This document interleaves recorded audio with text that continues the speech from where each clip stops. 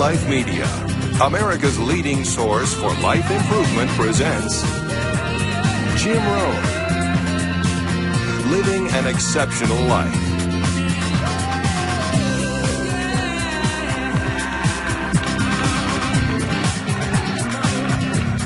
Hey, thank you. How's everybody? Nice to see you. Thanks for coming today. I appreciate it very much, and I'm just delighted to be here. How many of you have never seen me before? This is your first time. Wow, everybody. I keep thinking I'm famous, but I guess, that settles that. Anyway, nice to see you. I've got some interesting ideas to share with you. If you're ready, say I'm ready. And if you'll take some good notes, I got some lists for you to make that you can take home with you and ponder at later times. Some of the things I want to share with you. I was raised in southwest Idaho. My parents gave me an incredibly excellent start in my life, which I appreciated very much. But I quit school at age 19, unfortunately. My reasoning was, I'm smart enough to get a job. How much smarter do you need to be? And with that shallow thinking, I quit school, age 19, and got a job, went to work. A little while later, got married, started a little family, and I'm struggling and, trying to do my best. But it seems like each year I'm falling just a little bit further behind.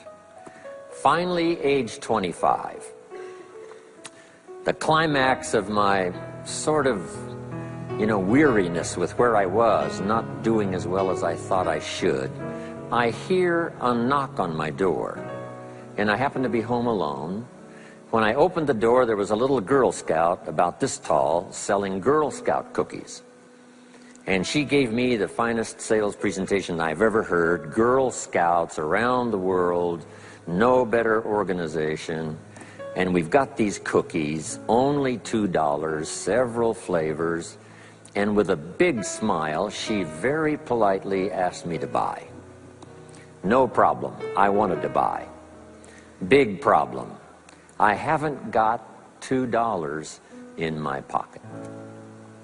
Now, I'm a grown man, I live in America, I've been to 1 year of college, I'm married, I've got a family, and I don't have $2 in my pocket.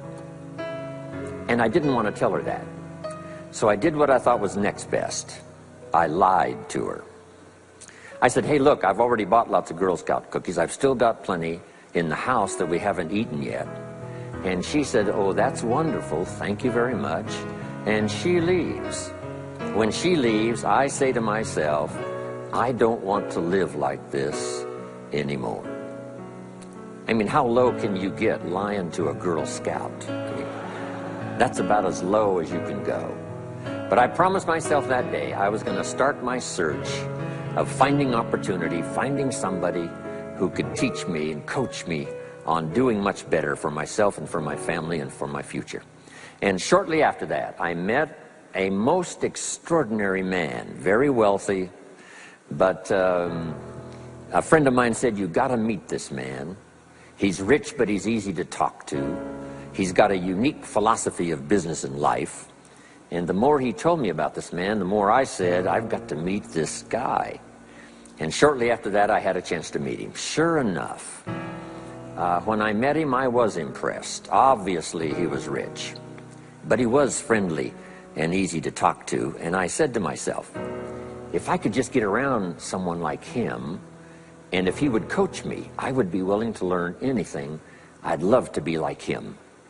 Well, my good fortune was he invited me to join his company, and over the next 5 years, my dream came true. He coached me and taught me how to turn my life from pennies to fortune.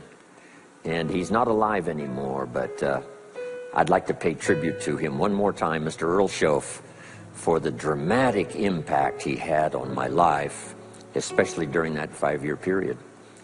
And so my whole life turned around. I made my fortune by the time I was 32, starting at age 25. And some of the ideas that I want to share with you today came from that 5-year experience. Then from there, I got into lecturing and giving seminars, and I've written a few books. and my career now spans about 41 years. But I'll never forget the impact this gentleman had on my life with a few simple concepts that totally changed my life, changed my future, and changed everything. Jim Rohn's view of the 21st century. Here's number one: unprecedented opportunity. We not only have begun a new century, century 21, it's a new millennium. A millennium is a 1,000-year period. We've had 6 so far. This is the beginning of the 7th millennium, and some scholars tell us that this could very well be an extraordinary time for the human race, this 7th millennium. And there's probably a lot of good reason that that is probably true. Unprecedented opportunity. We've now got the technology. We pick up a telephone now and talk to somebody on the other side of the world. Transportation now is so easy. I get on an airplane in Los Angeles, and 13 hours later, I'm in Tokyo. 5 meals, 3 movies, and you're there. I mean, you know, it's a simple deal. Anyway, we've got technology, we've got transportation, we've got all the rest, right? So this is going to be a time of unprecedented opportunity in every field you can imagine, every industry, every country. It's going to be the greatest period of opportunity time in the history of the human race, the 21st century, especially these opening years of the 21st century. So that's number one, unprecedented opportunity. Now here's the second note to take. Now also keen competition, because we now play the world game.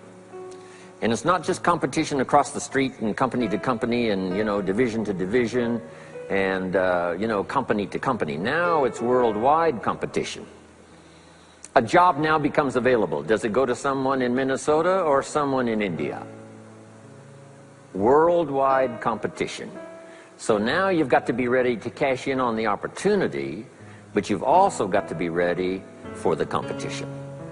So I've got some interesting ideas on how to be prepared for both opportunity and competition in these opening years of the 21st century.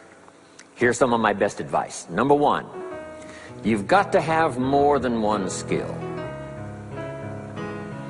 It's okay to have one skill, but I'm telling you, if you want economic safety for the future, especially this century, my personal opinion, you need more than one skill.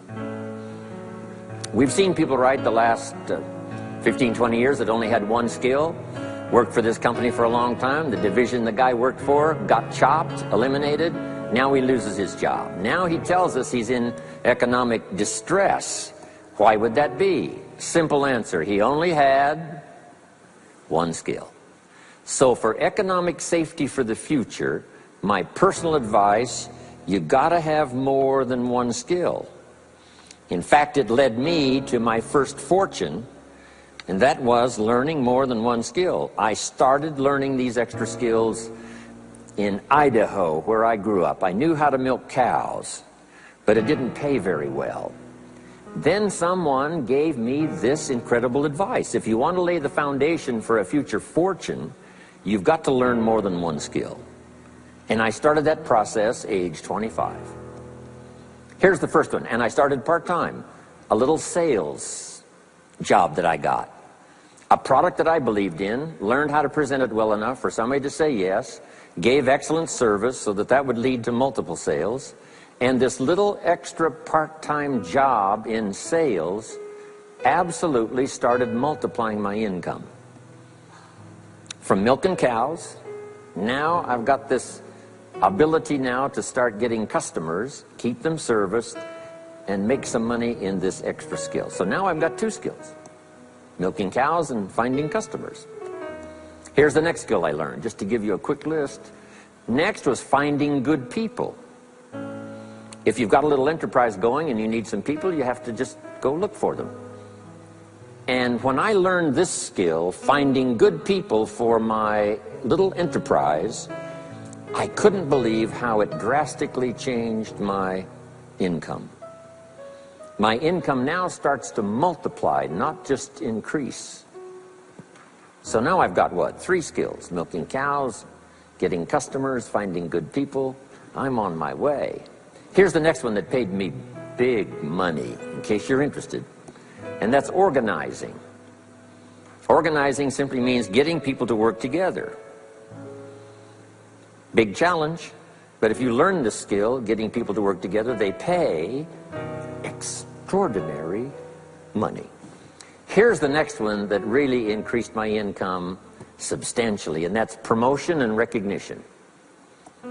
Rewarding people for small steps of progress. I mastered this one. And here's the philosophy behind it. Be so busy giving other people recognition you really don't need it for yourself. I mastered this. Guess what it pays? Big money. Let me just give you one more, and it's in 3 parts. And that's communication. Learning to affect other people with your language. Of all the things not to be lazy about, it's language, because words can work miracles. And communication I found in 3 parts. Here's number 1, training, showing somebody how the job works. Showing somebody how the business works. We call that training. I got good at that. Paid big money. Here was the next one, teaching. Teaching people how life works. Teaching people how to set goals. Teaching how to become a leader, manager, entrepreneur. Stepping up to the higher opportunity and better challenge. This one paid me extraordinary money. But this one paid the best. Learning to inspire. Helping people to see themselves better than they are. So I've got how many skills, right? A big long list. So, safety, economic safety for the future, especially the opening years of the 21st century. Learn more than one skill. Here's number 2. It would be good to learn more than one language.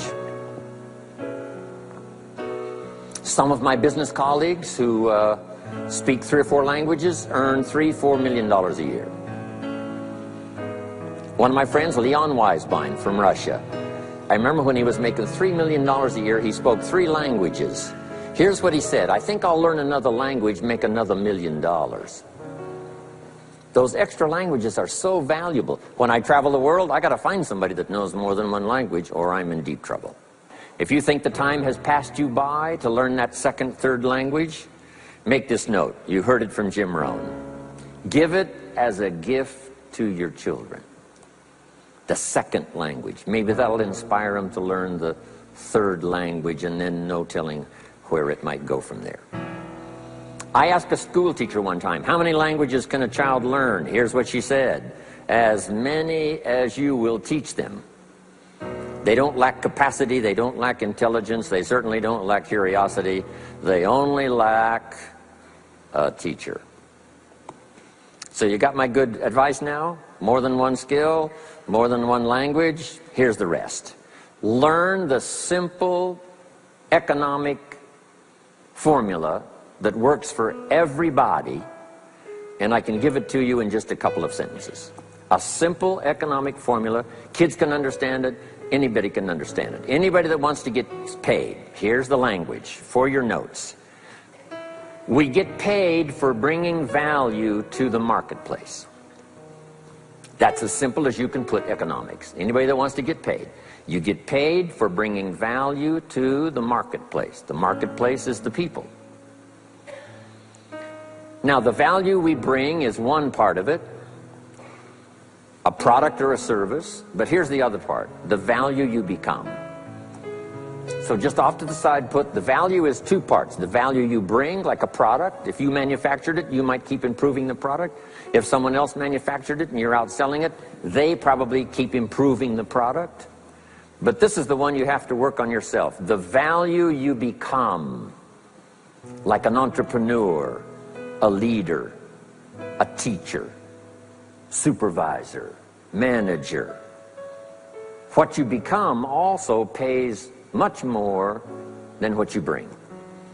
Once I understood that, then here's what my mentor said. Go to work on yourself harder than you work on your job. If you work hard on your job, you can make a living. Then, he said, if you work hard on yourself, you could make a fortune. So I worked hard on my job and made a living, but I learned, starting with those extra hours per week, learning these extra skills, I started working on myself. And here's a philosophical phrase everybody should take home. Here it is. Success is something you attract by becoming an attractive person. Success is not something you pursue. It's what you attract by becoming attractive. By becoming attractive to the marketplace. What would do that? Multiple skills, multiple languages, and then some of the things I'm going to talk about the rest of the seminar. So, now what else would help you to be attractive to the marketplace besides more than one skill and more than one languages? I've divided it into five simple, basic fundamentals of ideas to ponder and think about that will increase your value to the marketplace. Could perhaps, like it did for me, multiply your income by 2, and then multiply it by 3, and then multiply your income by 4, and then by 5. And once you get there, it's not that difficult to multiply it by 10, because all you have to do is make sure you become more valuable and more valuable and more valuable. You don't have to work on the economy, because here's the first note. Each person's income is determined primarily by their philosophy, not by the economy. Once I understood that, then I said, well, I don't have to go to work on the economy. And the answer was no. You only have to go to work on yourself to make yourself more valuable. So now here's 5 things I want to share with you. And the first one is your personal philosophy. What could get you more prepared and ready for cashing in on the opportunity of the 21st century? And here's the first one, personal philosophy. Your personal philosophy is like a guidance system that helps you make decisions what to do, what not to do. From the information you get and what you learn and what you know, we decide. Maybe your philosophy would have been 5 years ago never to attend seminars like this. You just didn't go. Now 5 years later, here you are. Something happened along the way to change your mindset, saying, hey, for the money and the time, if I just get one good idea and walk away, it certainly is worth the money and the time. So now that little amendment in your philosophy, you now say, I'm going to regularly go, because it doesn't take but a few ideas to make a great difference in your income, personal life, social life, and all the rest. So now you know that's valuable. A change of mind, a change of idea. So that's what personal philosophy is all about. The more we learn, the more we know, the better we're able to make better decisions about 2 major things. Your philosophical guidance system does 2 things. For your notes, number 1, helps you to see the dangers on one side, so you can avoid those. But here's what else your guidance system does. Personal philosophy helps you to see the opportunities on the other side, so that you can expand those, maximize those. And here's what that's called. The game of life is to minimize the dangers and maximize the opportunities. And the more we know and the more we learn, the more experience we gather in sessions like this, from the sermon on Sunday morning to the books we read and all the rest, helps us to keep continually adjusting our philosophical guidance system so that we minimize more dangers, maximize more opportunities. That's really the game of life. I couldn't put it much more simply. So number 1, we're affected by what we know. Now, how do we know more things and learn more things that'll help us readjust our thinking so we can avoid the dangers, maximize the opportunities? Here's number 1, learn from personal experience. One way to learn to do something right is what? First do it wrong, right? Mess up, and then you say, wow, that was costly. I'm never going to do that again. So one way to learn to do it right, first do it wrong. Sometimes a negative experience turns out finally to be positive.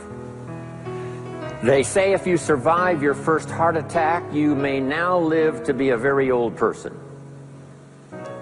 Why is that? Well, that first heart attack, if you survived it, is called a wake-up call. And maybe the doctor said, one more of these and you're history. And you said, wow. And you make it for the health food store. And you start reading every book you can find on good nutrition, how to avoid another one of these heart attacks. And you start jogging and start walking and doing all of the stuff. And this total change of lifestyle could now save your life and cause you to live to be a very old person. Here's what my mentor said, that's some of the best advice I ever got. He said, Mr. Rohn, if you will change, everything will change for you. If you'll start making personal changes, your income will change, your health will change, your future will change, everything will change, if you're willing to start making the changes. So sometimes a negative experience now causes us to really make a sudden shift in our philosophical guidance system that says, hey, I'm never going to let this happen to me again. Fantastic. Now here's the next way to learn, and that is to learn from other people's experiences, whether they are negative or positive. It's too bad failures don't give seminars like this. Wouldn't that be good information? Now we don't want to pay them, so they don't lecture, but their information would be valuable. If you know a guy that's messed up his life for 40 years, you have to say, John, would you spend a day with me? And I will bring my notebook and take good notes. A good-looking guy like you, beautiful family, every reason to do well, threw it all away. Teach me how for the last 40 years you messed it all up. And he tells you, and you take good notes. Learning from the negative side of someone's experience. If somebody tells me these eggs are rotten, I'm not going to make an omelet and try it, right? I'm just going to take their advice and their know-how. So, learn number one from your own experiences, learn number two from other people's experiences. And my mentor taught me to always keep a journal.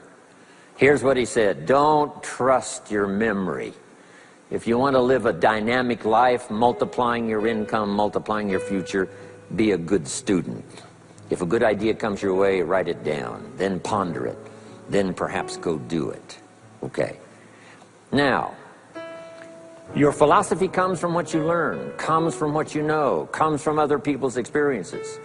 3 ways now to learn from other people. Here's number 1, learn from what you see.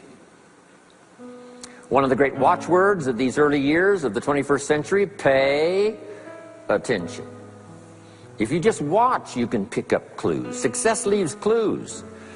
And if you'll be a better observer of the winners and the losers, those that are doing well and those that are falling behind, and just take mental notes and good notes and say, I'm going to adjust what I'm doing based on what I see. Here's number 2. We learn so much from other people based on what we hear. Here's good advice on that. Be a selective listener. Listen to voices of value that have experience, ideas, reputation, something valuable to share. Now here's number 3. Read all the books. Now there's millions of books, so you can't read all the books. But make this note. Read all the books you need to read to make you as wealthy as you want to be, as healthy as you want to be, as prosperous, as productive, as unique a human being as you want to be. Read all of those books. Don't leave those books go unread. My mentor got me started on my library when I was 25. I got one of the best. If you saw my library, you would be impressed. I haven't read everything in it, but I feel smarter just walking in it, right? My library. I was smart enough to buy it all. Now I got to be smart enough to read it all. Now jot this down. When you do read, you have to sort through what you read and decide which is valuable to try. That's part of the process of learning. Gathering information and sorting through it. One, the information that would apply to you, and what you think would be valuable based on your current philosophical opinion. So read all the books. Our lives are greatly affected by what we learn and what we know. Now here's number 2 of these very basic 5 things I want to share with you. First, your personal philosophy. Here's number 2, your attitude. First, we're affected by what we know. When I talk to the kids in high school classes, college classes, that's the first thing I tell them. Get the information while you're here. Right? Nothing worse than being stupid when you get out of school. So get the information. Being broke is bad, but being stupid is what's really bad. And what's really, really bad is being broke and stupid. Nothing much worse than that, unless you're sick. Right? Sick, broke, and stupid. That's about as far as you can fall unless you're ugly, right? But surely that would be the ultimate, right? The ultimate negative life. Ugly, sick, broke, and stupid. So learn all you can. We're affected by what we know, so get the information. Don't be lazy in learning. Don't be lazy in going through the books, building your library, coming to classes like this consistently. Some of them will be so dramatic, your life will never be the same. Maybe this is one of those today. Next, we're affected by how we feel, attitude. This is the emotional part. We need the intellectual part to set sail. So as the winds blow, we can still get where we want to go. Redefine, keep strengthening our psychological and philosophical guidance system. But now we're also affected by the emotions. That's the power. And jot these notes down as I hurry along now. 4 things to consider on attitude and how you feel. Here's number 1. It's how you feel about the past. It's important to make the past useful. Past experience, even past losses, past failures, as well as successes. To review it and go back over it, see where you went wrong, correct that, invest that now in the future. Don't live in the past, and don't carry the past around like a burden, but simply use your past as one of your mentors to help refine mistakes, make some changes that you can invest now in the future. Here's the second attitude. It's how you feel about the future. We look back for experience. But number 2, we look forward for inspiration. Now, where does the inspiration come from? Looking forward. Here it is, learning to set goals. Number 1, decide what you want. Takes more than 5 minutes. Take some time and decide what you want. Where do you want to go? What do you want to do the next 10 years, 20 years? What would you like to become? How many skills would you like to learn? What are the books you want to read? How about the people you want to meet? The cities you want to visit? Experiences you'd like to have over this next period of time. Start thinking about all of that. Here's the next key. Write it all down. Building a life is like building a house. You wouldn't start building the house until you had it finished. Wouldn't you look foolish starting to build the house if it wasn't finished first?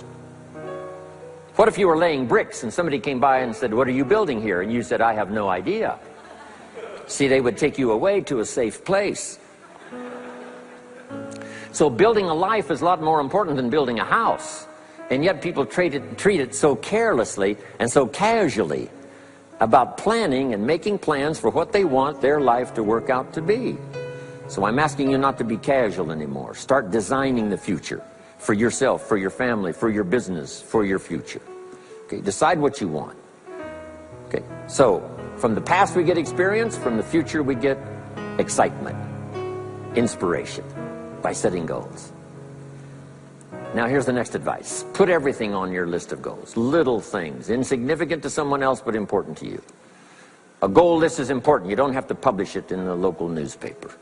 My Japanese friend, Toro Ikeda, San Jose, California, put on his first list, a Caucasian gardener.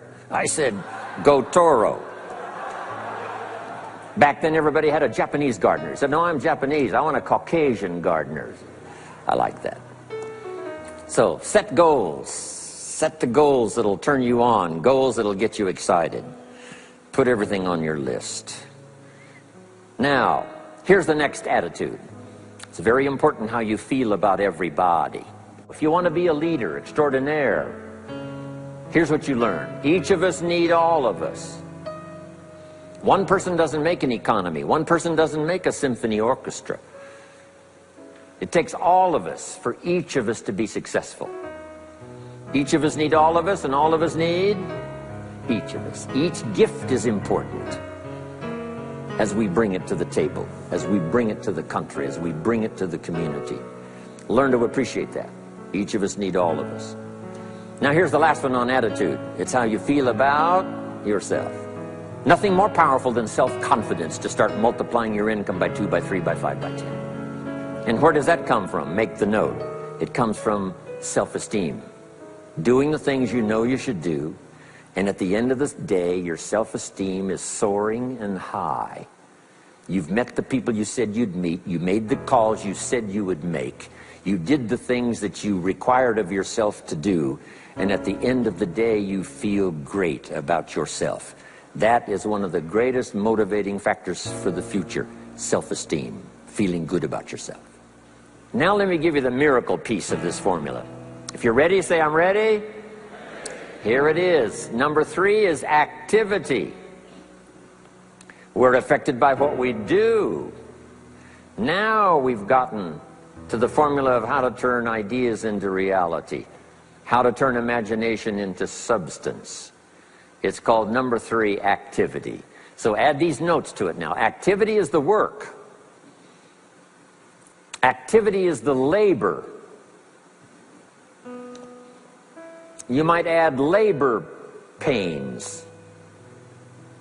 I'm short on personal experience here, but the mothers in the room would tell us that we know what that's all about. Labor pains. Why would an upcoming potential mother be willing to put herself through maybe a rather painful experience? She said, that's an easy answer. And it's for your notes. It produces new life. Why wouldn't she put herself to the labor? Now comes the miracle of new life. And whether it's new career life, or new business life, or new friendship life, or new married life, or new life of any kind, it has to come from the work. It comes from the labor. In fact, labor was so important. Here was the original formula for labor. If you have forgotten it, remind yourself. For your notes, 6 days of labor and what? 1 day of rest. Now it's important not to get those numbers mixed up. Why is that? Here's why. Why not 5-2? I don't know, maybe 5 and 2 would be okay. If God would have thought of 5 and 2, he might have made it 5 and 2. But you can't think of everything when you're putting one of these together. But maybe one of the reasons for 6-1, jot this down now. If you rest too long, the weeds take the garden. Not to think so is naive. As soon as you've planted, the busy bugs and the noxious weeds are out to take it. So you can't linger too long in the rest mode. You've got to go back to work. 6 days of work, then rest and spirituality and friendship and change of pace. And then go back over the last 6 days. What did I do? What did I miss? Who did I miss? What happened? So that I can invest those corrections in the next 6 days of higher productivity. Have you got that now? 6 days of work, 1 day of rest. Don't get the numbers mixed up. Activity. Now, activity finishes the miracle. Good question for your notes. How did this convention center get here? Let me give you the steps. Number 1, somebody saw it while the property was vacant. You say, well, how could you see a convention center if it isn't here? It's the only way it will be here. And somebody has to see it so clearly they can draw a picture of it, saying, this is the convention center. You say, no, it isn't there. They say, yes, this is the convention center. The artist's rendering shows you a picture of what isn't there. That's the beginning of imagination. So to turn nothing into something, here's what you do. Imagine the possibilities. That's why we recommend testimonials, for someone to say, hey, I started with pennies and I made a fortune. And when they finish, sometimes they say something like this: if I can do it, what? You can do it. And we start imagining the possibilities. Here's number 2. Have faith to believe that some of them are possible for you. And both imagination and faith are powerful forces. But we still don't have a hotel. We still don't have a house. Even though those are powerful forces, it is the beginning. Now, imagination and faith must be deposited in activity, or it is wasted. But the finishing touch of the miracle process is now, go to work. Go to work and build a better career. Go to work and build good health. You can't have good health without the work. When did we start hearing that phrase? No pain, what? No gain. You got to do the work. You can read all the books until you're wise. You can have faith and believe until it is extraordinary. But now you must go to work. And if you'll learn to appreciate the work that produces the miracle of good health, the miracle of a career, the miracle of a relationship, the miracle of a fortune. Only humans now can do this.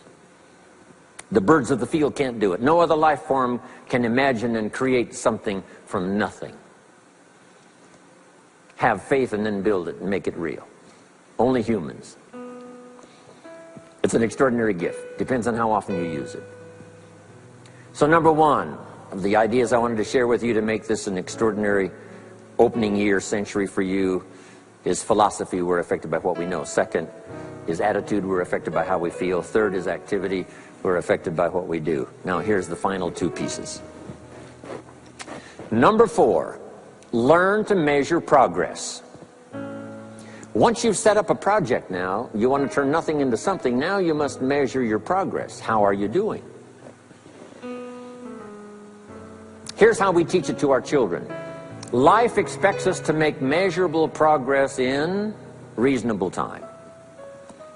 Measurable progress in reasonable time. That is the game of life.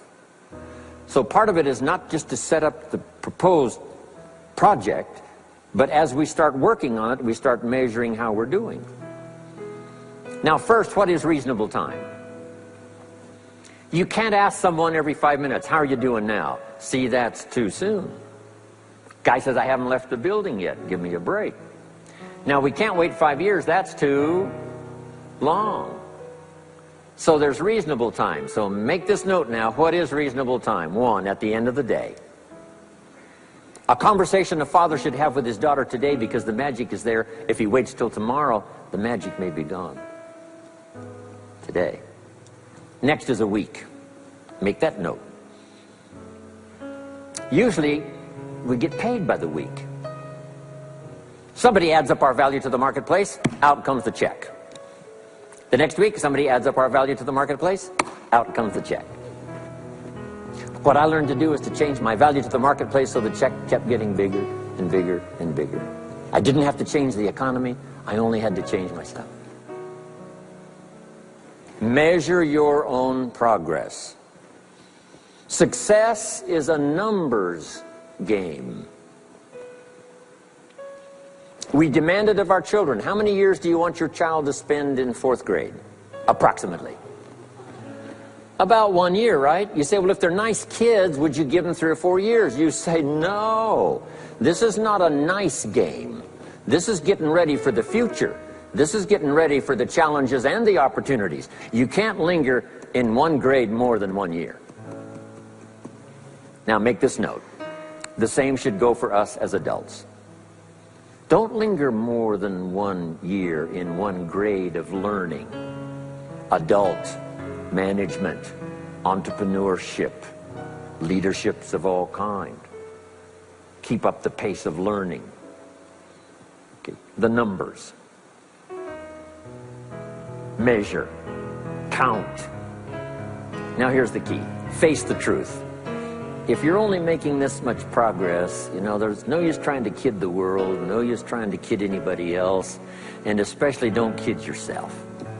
If in a period of time you've only made so much progress, you just got to swallow hard and say, this is the truth.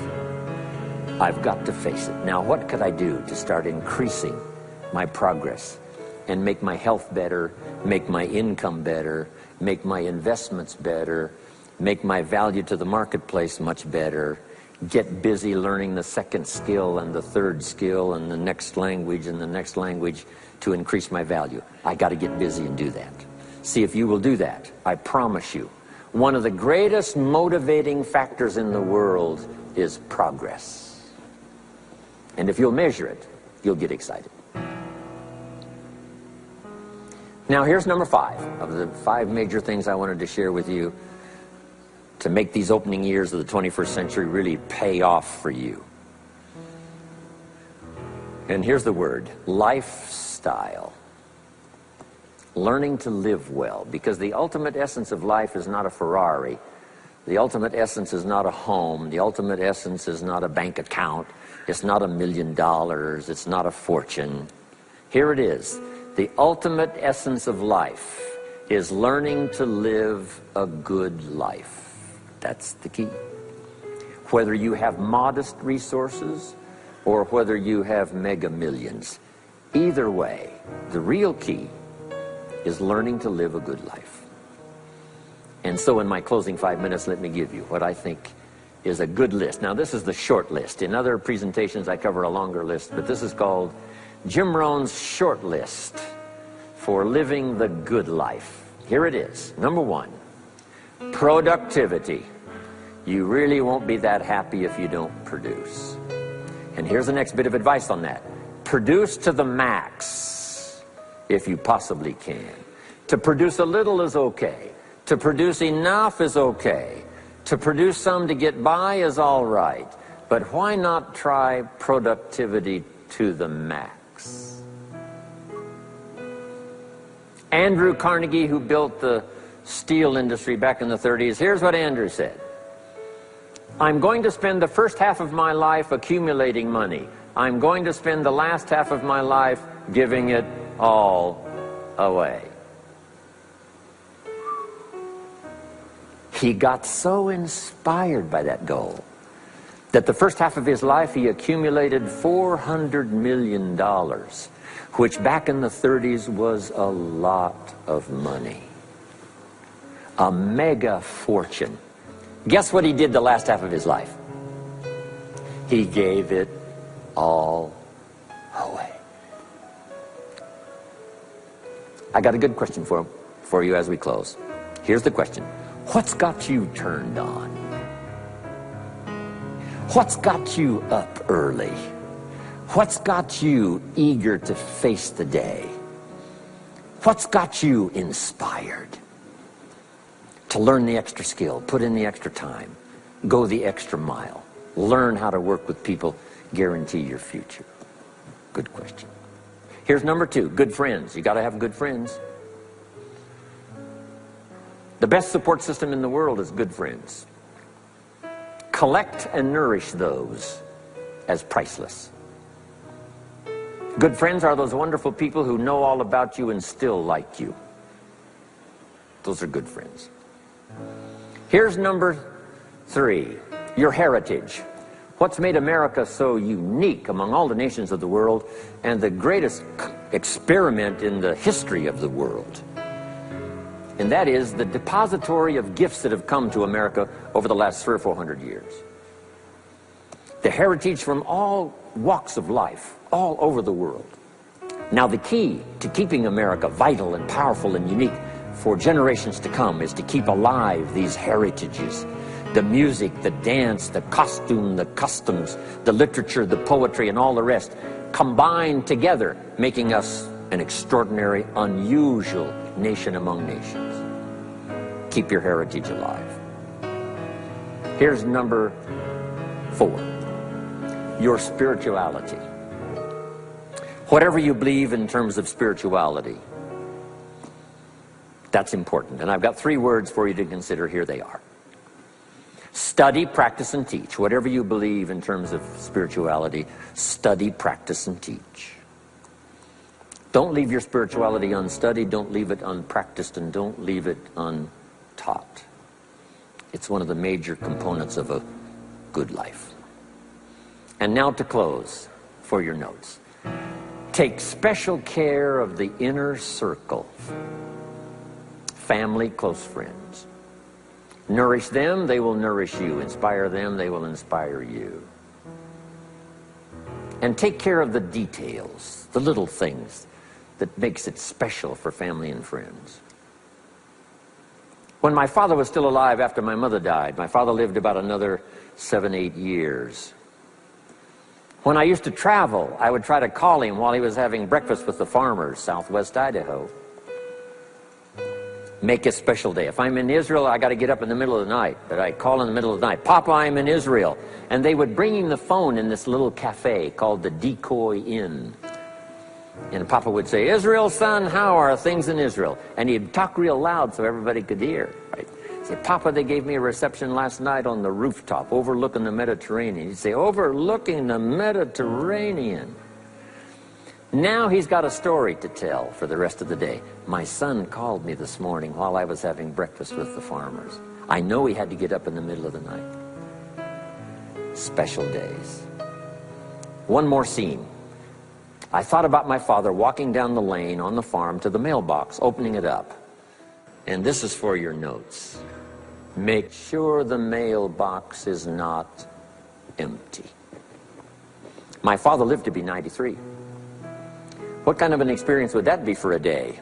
Age 93, open the mailbox and it's empty.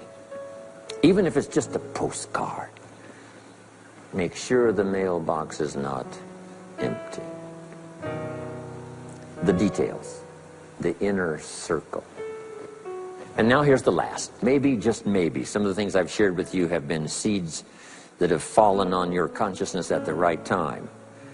And then if it turns into something valuable for you in the future, that will be well worth my coming, being away from my grandchildren and my children for a little while, to come and deposit the best of my experience with all of you today. Thank you very much. God bless. We hope you've enjoyed this special presentation of Jim Rohn's Living an Exceptional Life. If you'd like to own a copy of this program or any of Better Life Media's programs, please visit our website at betterlifemedia.com, where you'll find all types of valuable life improvement information.